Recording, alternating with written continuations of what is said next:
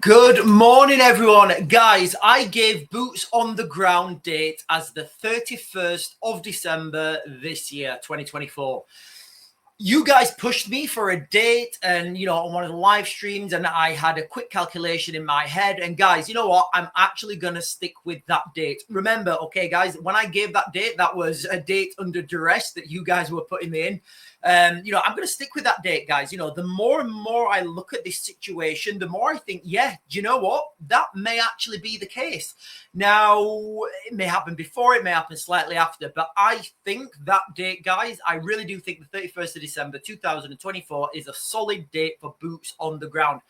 I was going to do another video yesterday, guys. There was so much stuff happening in the in the 5 to 6 hours since I posted yesterday morning's videos. So we're going to run through all of that today, guys. We're going to tell you the situation in Ukraine. We're going to talk about what Boris Johnson said, how he's calling for boots on the ground. And, I had a conversation with my friend in Ukraine, and he said, but Sean, Boris Johnson's not the prime minister. He doesn't run the country. I said, do you really think Keir Starmer's running the country? There's the footage of him shaking Nigel Farage's hand. And a lot of people are looking at this and thinking, wow, this is literally one big club. Now, I totally get that, though. I get how somebody may come over and somebody may have a cordial conversation. And I do think a lot is being taken out of context into this. But guys, remember, when I'm talking about reform, when I'm talking about British politics, I actually stood as a candidate for reform. I resigned because I didn't like the way it was being run. I didn't like the system. The whole system is broken, and I did not want to be part of that system. Be under no illusion, guys. I'd won my seat before the election was even, before the election was even called. We're going to talk about what Zelensky's saying about the peace deal. He's willing to cede ground in Ukraine in return for a ceasefire. I can pretty much guarantee that this is not going to happen ever. There's too much at stake right now, guys. We've got the head of MI6 coming out and saying that the world is in such the most dangerous time he's ever seen it. We've got this assisted, I don't want to say keywords on this platform, but something came into UK law that assisted people in helping them self-expire, shall we say. And guys, I'm going to say it. I agree with David Lammy on this. I am totally against what's happening. It's disgusting. It's wild. It should not be happening. We literally have a war against our old people. We're cutting their winter fuel payment. We're attacking pension pots. We the old people in this country who built this country by their sweat and their backs, by their sweat and their brow, we're saying, right, well, listen, guys, you guys are not paying into the tax system anymore, so we kind of don't need you. We're going to make it real easy for you guys to what should I put it? Accelerated expiration. Let's just call it accelerated expiration. Guys, the situation is absolutely wild. So I'm going to go now, as I always do in the mornings. I'm going to go straight. I think I may have deleted it. No, it's there. So we're going to go onto the share map now, guys, and I'm going to show you what's been happening in Ukraine over the last... I do this over the last month, guys, so you can get an understanding of what's happened with the situation on the ground. So this is the key town here of Pokrovsk. I know some of you can't see the cursor, but I do apologize. But the key town here, guys, Pokrovsk. In fact, hang on. I think I can change the aspect ratio of this. Hang on. Bear with me. Where do we go?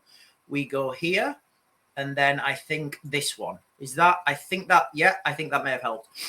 So hang on, I think that may have helped, guys. I don't know. We'll use this.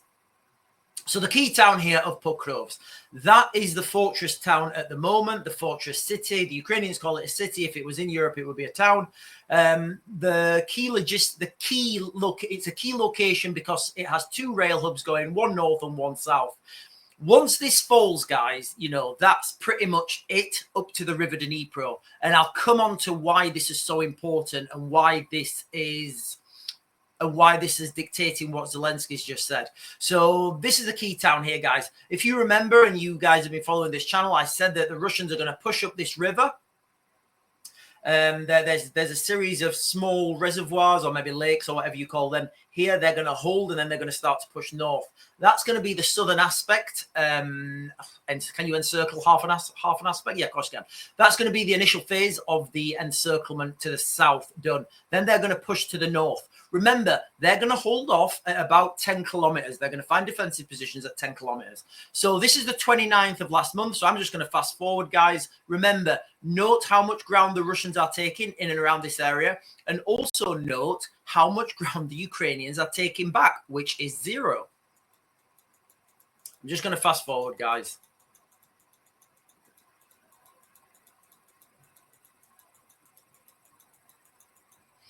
So that's up to date now. Now you can see here, guys, they're handrailing this river. Now this is key because in all strategic movements, military, tactical movements, whatever you want to call it, you need a natural feature to form a defensive line behind. So this river here. This river forms a natural defensive line because the Russians can come this side. They can have defensive positions this side. If the Ukrainians try and overrun them, which is highly unlikely at this point, guys, it really is highly unlikely. The Ukrainians have to get over a river, and that takes time. That takes material. It takes machinery. They can't just strike at any location because you need a logistical buildup, which, if you look at the grander scheme of things, this river Dnipro here, this is where I believe Putin is trying to make a push to. Now, he can't make a push all the way up. He could make a push all the way up to the Dnipro, but if we've still got these big areas here and Pokrovs, at the rear, it's just going to be a thorn in his side. So I'm going to speculate wildly, and I've been pretty much on the money. I'm pretty much hit these things out of the park. He will encircle Pokrov, so he'll come to the south, he'll then come to the north. He may not even have to come to the north because you have to give these people a way out. You have to give these people a way to run away, because if you don't give them a way to run away and they're totally boxed in, then these guys fight till the bitter end, and nobody needs that. The Ukrainians don't need that. The Russians don't need that. So he would, strategically, the Russians will give the Ukrainians a way out. They'll give them a way to evacuate with their soldiers, with their machinery, and then they will get bombarded on the way out. That's the way it works, guys. Nobody wants a caged animal fighting to the bitter end, because it drains your own resources and it takes your own time, and you can never be 100% certain that everyone's out. So the Russians will give the Ukrainians a way to back out. Then I would say that this whole area here, guys, in line with an east-west from Dnipro, this is about to be taken any minute, any day now, guys. There's nothing stopping the Russians pushing forwards except from the Russians themselves. What do I mean by that? In 2022, the Russians were left with their pants down. They had units overextending themselves. They were becoming, cut off from their own logistical supply. They got isolated and they got taken out. So that's why I don't feel the Russians are going to do that again. I feel they're just going to push slow and methodically once they've taken Pokrovs, which is only a matter of time now, guys. Remember, they've been here at this location. What do we call this? By this lake here, because obviously, they'll be using that as some sort of defensive position. They've been at this location here, which is 10 kilometers away from Pokrovs, for a number of weeks now. Now, the only reason they're not pushing forwards is because they don't want to push forwards. And they're not pushing forwards because Pokrovs right now is well within range of 120 millimeter mortars. 120 millimeter mortars, it's readily available, it's cheap, it's easy to produce. The Russians have got plenty of them. They can bring them in, they've got a supply chain and they've got a sustained amount of that weapon system. And that can be used by pretty much anyone with limited training. When when we talk about these long range systems, the other systems that the Russians have got, that takes training, that takes logistical supplies, that takes, that's a more particular set of weapon systems. Here, 120 millimeter mortar, you can bombard Pokrovs as much or as little as you want.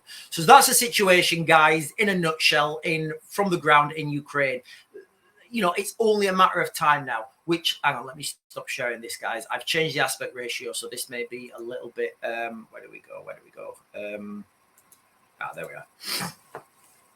So that's kind of what's happening at the moment. So Zelensky's come out now and he said that Ukraine could temporarily cede territory to Russia in exchange for NATO membership. Now, if you watched my video yesterday, I talked about how NATO doesn't really give anyone, I mean, somebody needs to sit down with Zelensky and say, Zelensky, like, why do you, I mean, first of all, he's not going to get NATO membership at all. What I think is happening here is Zelensky's looking at this ground. He understands that from what we've just seen as well, what I've just shared with you guys, he understands that like any day now, this could all go south for the Ukrainians. Any day this could happen. So what I think what he wants to look like he's doing is he wants to look like he's trying to get some peace negotiations. He wants to look like he's trying to, you know, he's trying to fish for a ceasefire. There really isn't a ceasefire. Like, why would Putin stop where he is right now? If you were in a fight with somebody and all their guys, you know, and all his friends have got involved and you've been getting beaten and beaten and beaten and they've thrown everything at you and you slowly start to turn the tide, and you're winning and you're taking more and more ground every day. And then all of a sudden he comes up and says, well, do you know what? Shall we just have a, you know, shall we call it a day and have a little talk? No, of course not. Putin, at a minimum, I believe, wants to push up to that River Dnipro, because he can form a defensive line around that Dnipro River. He also wants to take Dnipro, the city of Dnipro. It's a huge industrial base. Putin needs this for his GDP. Putin needs this for his economy. Putin needs the factories, the personnel, the warehousing, the machinery. All that stuff will help the Russian economy. So Putin needs that, and I think that's his. I think short-term tactical goal will be to take Pokrovsk, and that, guys, literally that could happen any day. Putin says take Pokrovsk, it will get taken.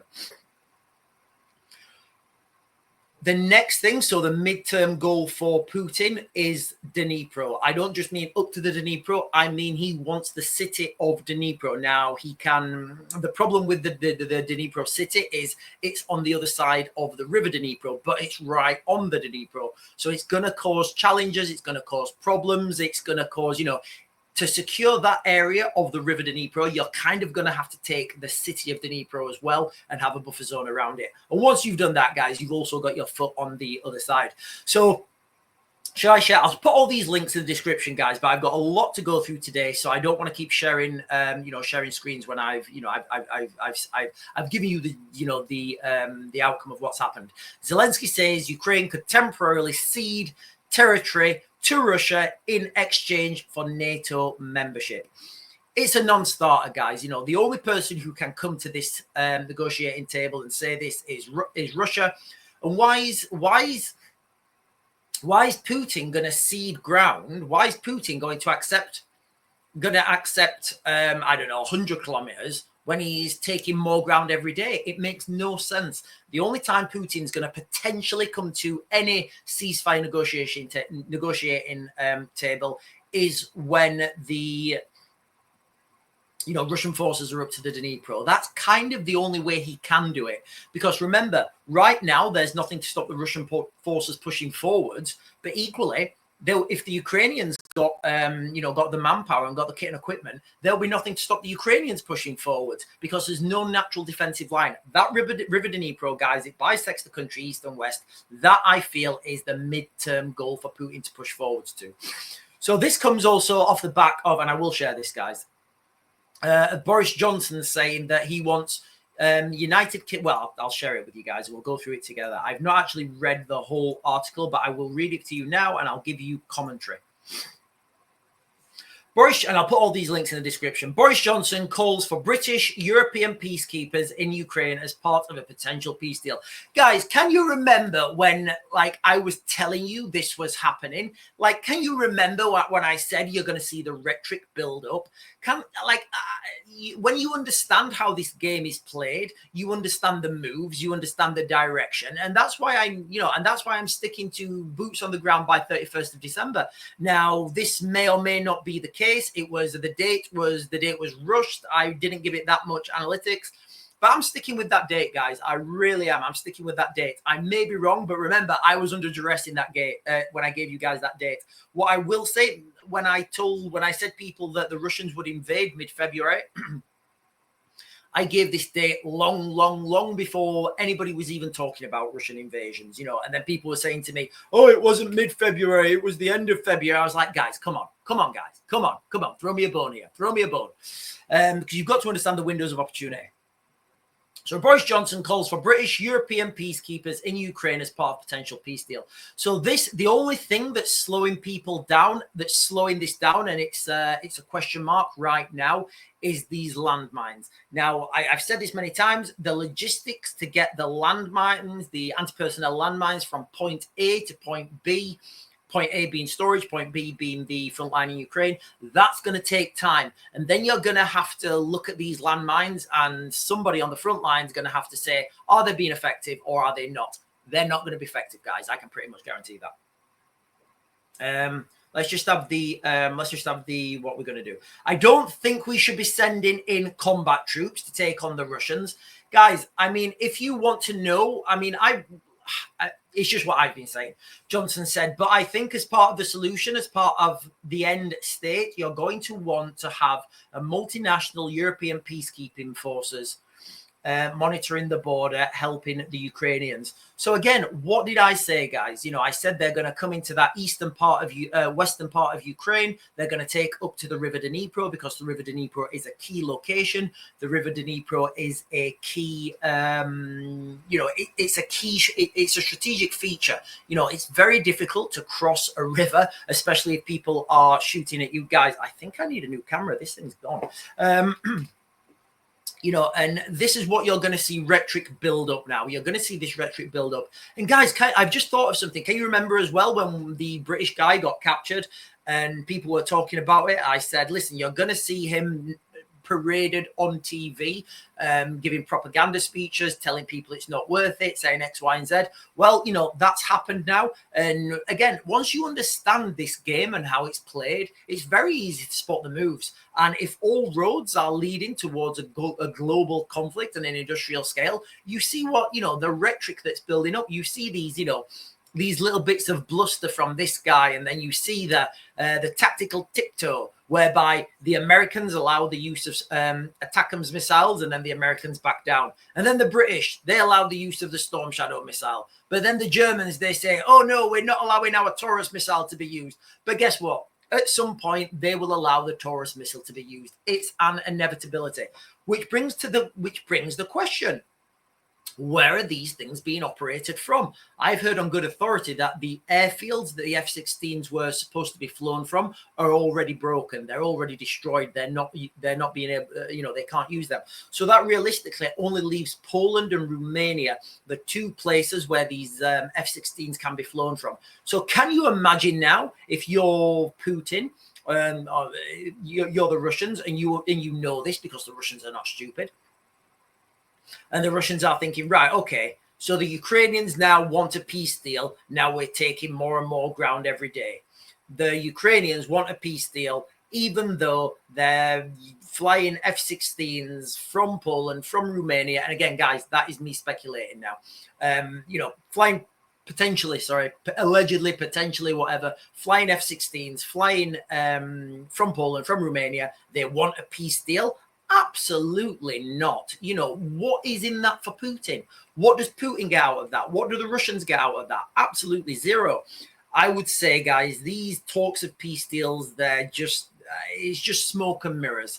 We're not going to see any of these peace deals, guys, because the only person who can come into a peace negotiation is Putin. Doesn't matter whether Trump gets elected, whether Trump comes in and decides to pull funding or not, which is the only thing he can do.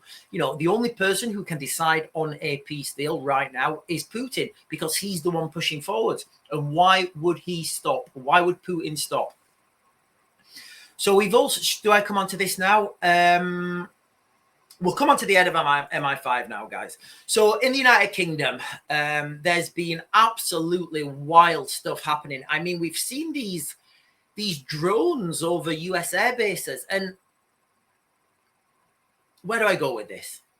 I've not seen any footage of said drones. That's all I'm going to say, guys. I've not seen any footage of these drones. I want to see some footage of these drones, and I want to see what it is, because I really struggle to see how this can actually happen. I really struggle how to, to see like how this is a thing, and this can happen, especially at a US Air Force base.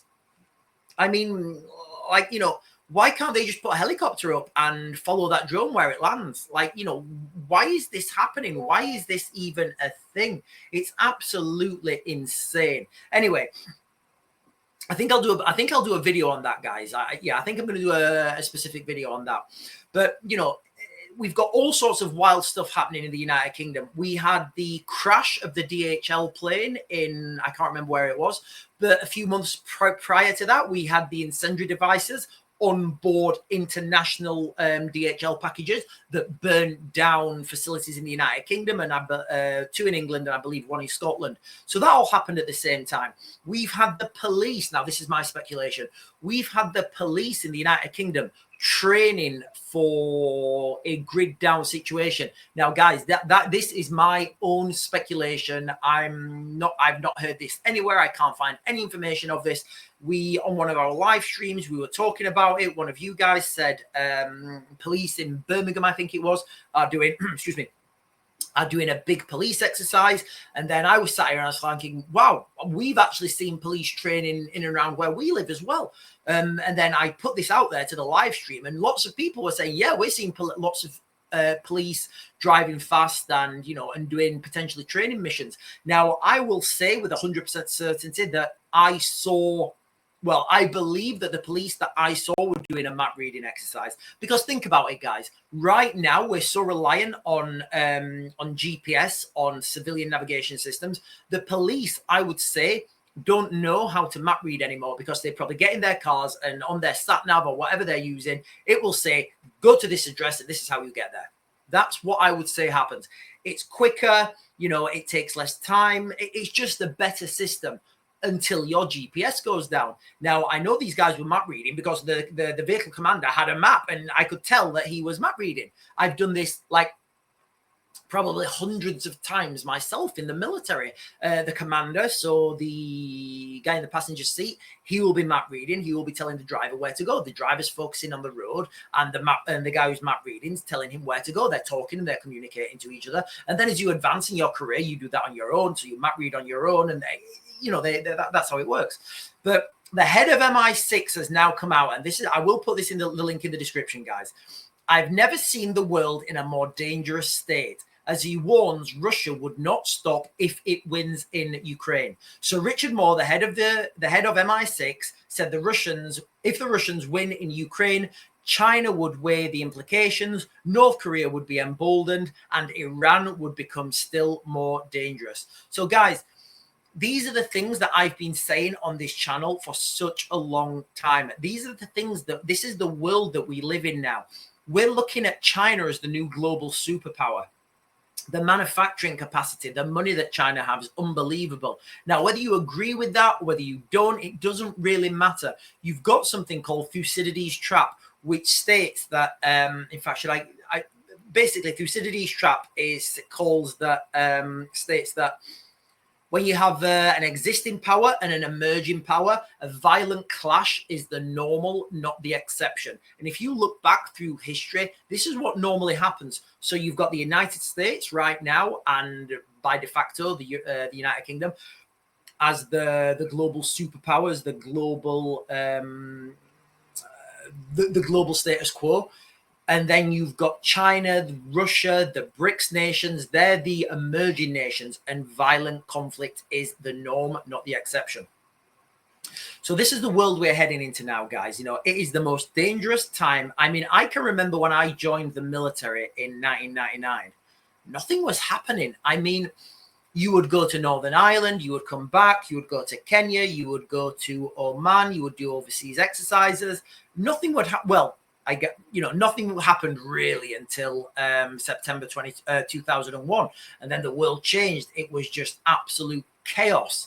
The operational cycle after 2001 was unbelievable. I mean, you were going away for 6 months. You were coming back for a month. You were helping the police in the United Kingdom. You were going to train another military in another part of the world. You was coming back. You was going to Iraq. You come back. You go to Afghanistan. You do training. You do ops. You do mentoring. It was absolutely wild times. And I think that we're heading to an even wilder time, because what we've got right now, guys, that, you know, the game is, you know, the game is set. It really is. I don't see any other way out for this. And of course, people are talking about Donald Trump peace deals. I just don't see it on the cards, guys. The person Donald Trump's put in charge of negotiating in Ukraine, I think his name's Keith Kellogg. I've done a video on this guy, Keith Kellogg. What I see the significance of him being in that position is he will bring in United States contractors and military contractors. And, you know, people are saying to me, who will pay? Well, the way this usually happens is the government will get a loan that will be backed by natural resources. And guess what? The Ukrainians have a lot of natural resources. So I don't know, maybe it's the European Bank of Reconstruction and Development, I think EBRD. They will say, right, okay, we're going to give a loan out for you guys to buy these for this service of this country. And in return, this loan is going to be backed by your natural resources. So the Ukrainians don't pay that loan back. They just let whoever have access to those natural resources. And that's literally how it happens, guys. That's how it works around the world. So, you know, and again, what we're heading towards now in a time of in this time of a conflict of this scale that's brewing, money will become irrelevant. You know, the financials, people will just print more money and then deal with the consequences afterwards. I think after this is all finished, guys, the United Kingdom will become part of the United States, or there'll be a totally new restructuring of global borders. There has to be. There really has to be. So that's kind of it, guys, the jokes of this video. I think I'll put in the thumbnail the 31st of December, guys, boots on the ground. I'm going to put some of the rhetoric that's building up. Now, that's my analysis. Again, guys, I keep saying this and I keep caveating this. This was a date that I gave to you guys under duress when you guys were pressuring me over it on a live stream. Ooh, guys, before we finish, I will share this because this is dark. This is dark. I forgot how to share. Right. This, guys, this is absolutely dark. I mean, I agree with David Lammy on this. I mean, David Lammy wrote a letter, and I totally agree with him. I agree with David Lammy. I do. I'm big enough to say it. It's dark, guys. I'll put the link in the description. Let me know what you think, guys. You know, it is, you know, there's certain keywords we can't say. And, you know, it's just, who decides this bit here, guys? Who decides that? In fact, who makes the difference between that, just being that, and being that? Like, who decides? Is it a doctor? What kind of doctor? Or is it an expert? Remember when we keep getting told to follow the science because experts say? What expert tells you your family, you know, and where does this go? Because now we've bridged this river. There's no going back. Absolute wild times we're in, guys. This is dark. This is really dark, guys, you know. And I'm not just saying that because, you know, because it is dark. I don't like this sort of stuff. It's not for me. You know, this sort of stuff just makes me want to say, look, apply your safety catch. I just want to get off this planet. I want to go and live on a moon base or something. But anyway, guys, I'm going to Mac to Grid, and I'll get you guys another video later.